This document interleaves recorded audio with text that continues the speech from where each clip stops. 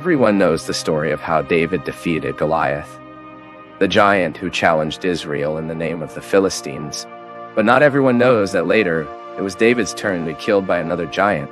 This mysterious giant, quoted in the Bible and unknown to most people, was called Isbi Benob. And like Goliath, he was also a warrior in the service of the Philistines. This warrior, who descended from the giants, could have passed blank on the pages of history, if it wasn't precisely the fact that he was almost able to kill King David during a battle. Even after this clash against Isbi Benob, David was eventually advised by his military leaders not to go to the war anymore, leading the Israeli troops. Size was the risk he ran. But who really was Isbi Benob? Where did he come from? What is your true story? And how did he change the behavior of the most famous warrior king in the Bible? This is what we will find out in this video. The name Isbi Benob probably indicates someone who dwelt in Nobi. However, some interpreters draw attention to the possibility that this is not a personal name.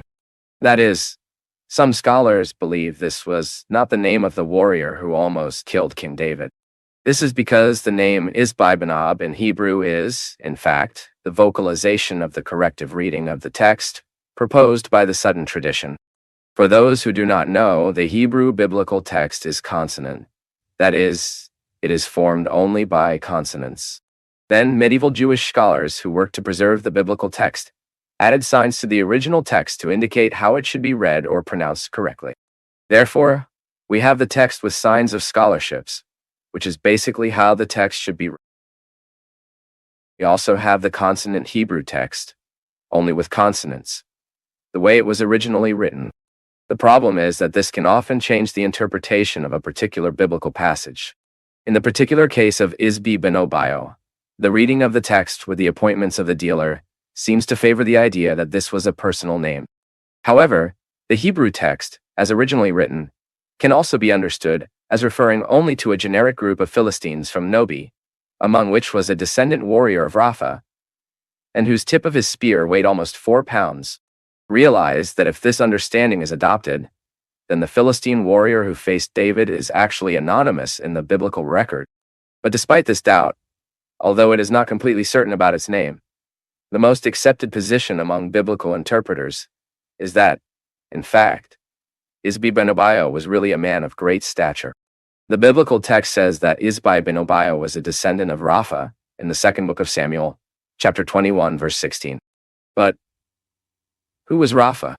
Most commentators agree that this is a reference to the Rephanes, which were a group of giants. Even in the biblical text, the term Rephanes can also refer to Emmons, Anzumans, and Aquans. These people, known for their great stature, belonged to ancient peoples who were expelled during Joshua's achievements in Canaan. But it seems that some of their representatives were established among the Philistines. This seems to have been the case of giants such as Isbi Benob, Goliath, and other warriors who fought alongside the Philistines. But despite the little biblical information about Isbi Benob, it is easy to conclude that he was a skilled warrior. The biblical text says that he wore new weapons and his spear's bronze tip weighed more than 3 pounds. Interestingly, the tip of the giant Goliath's spear weighed twice as much. And according to the biblical writer, Isbi Benob attacked King David and was almost overwhelming. By that time, David was already exhausted by the battle. So, Abisai, the nephew of David, who was also one of his brave warriors, he rescued the king and killed the giant Philistine. The biblical text is not concerned with dating this battle in which Isbi Benob almost defeated David. Some believe this war should have occurred at the beginning of David's unified reign, perhaps before Jerusalem became the political and religious capital of the Kingdom of Israel. Others believe that this battle should have occurred at a later time when King David perhaps already aged. However, what is clear in the biblical text is that the confrontation between David and Isbi brought deep concerns in Israel. After all, it narrowly escaped against that giant. But Abisai's rapid action, Joab's brother. However, the fright in that battle made David's men no longer allow him to fight again. The Israeli commanders observed the vulnerability of the king, and they concluded unanimous that David was very valuable to the nation to be endangered on the battlefields. They then declared that this would have been the last military confrontation in which David had acted as commander. The symbolic language used in this part of the biblical text is remarkable. The Bible records that the men of David told him, "Realize that David is described as the lamp of Israel," a richly rooted metaphor in the liturgical and spiritual context of the Hebrew people. David's servants were concerned that this lamp went out. That is, they feared that the king be killed in a battle, and with that, his dynasty would disappear. This image of the lamp echoes the chandelier perpetually lit in the sanctuary, which served as a symbol of the constant presence and favor of God. In designating David as the Israeli lamp, the text suggests not only that it was the central figure in the nation's political and religious structure, but also the vehicle through which the divine covenant was maintained, and their blessings shed over all the people. Moreover, this lamp metaphor spoke of David not only as one who, in the role of leader of the people, was responsible for keeping the light of divine dependence and favor to Israel, but also as the one who served as the medium by which this light was designed to illuminate and bless the neighboring nations. Therefore, the decision of Israel's military leaders from preventing him from directly participating in future battles reveals the recognition of his value not only as a political and military leader, but also as an important element in the context of divine purpose and God's covenant with his people. Then we know that the biblical story confirms that the promised Messiah came from David's house. And that means that in Jesus Christ, all symbols and promises prefigured in David and his dynasty are fulfilled. Jesus is the true light of the world, capable of illuminating those who walk in darkness. This lamp never will erase, and your kingdom will never end.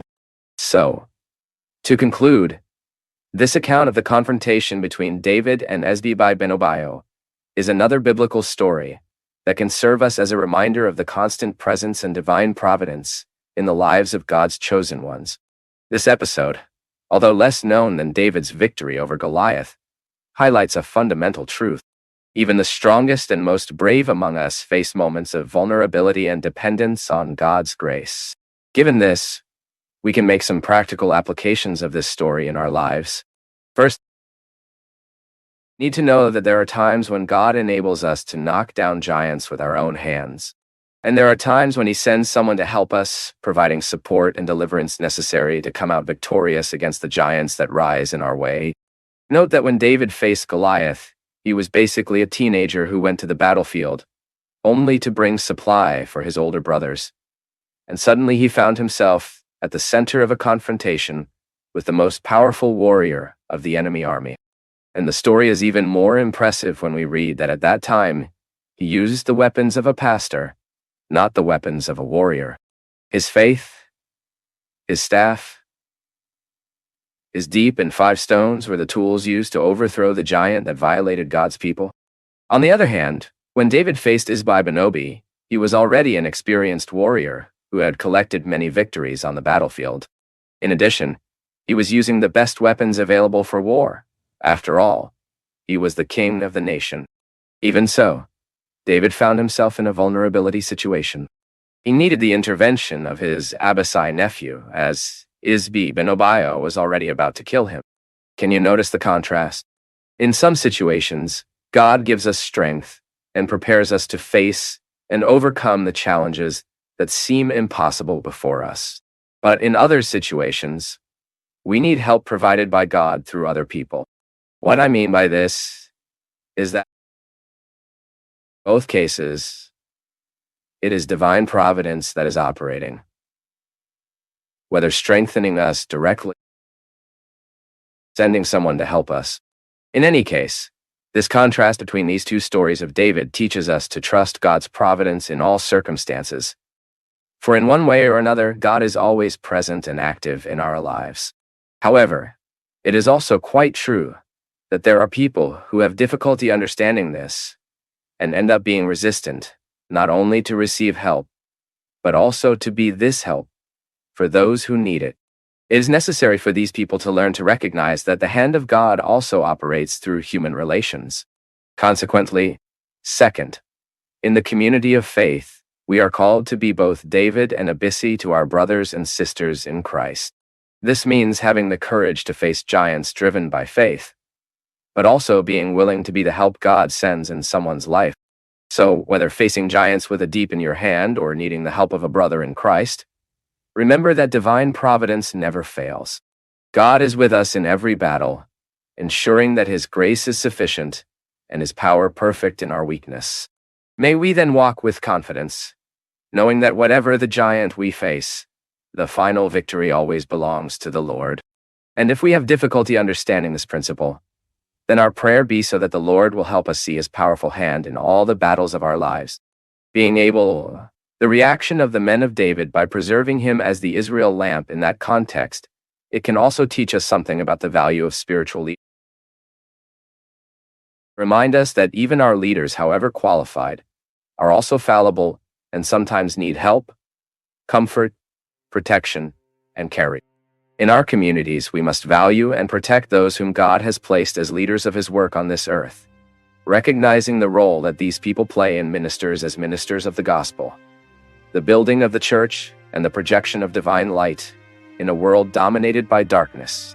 Moreover, in the New Testament church, this role of being bearer of divine light before the world falls on all believers. As explained, David's symbolism as bearer of light in Israel finds its full and final fulfillment in Jesus Christ, the true lamp that never goes out. But as followers of Christ, we are called to reflect this eternal light in our lives, illuminating the way with the truth of the gospel to those who still walk in the shadows of doubt and hopelessness. Now tell here in the comments if you already knew this story of gigantism and Benob in the Bible.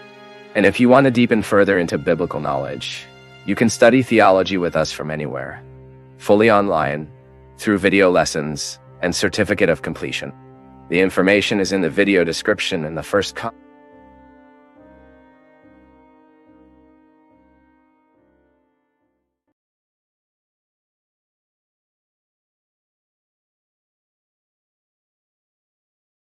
If you made it this far, it's because something spoke to you on some level.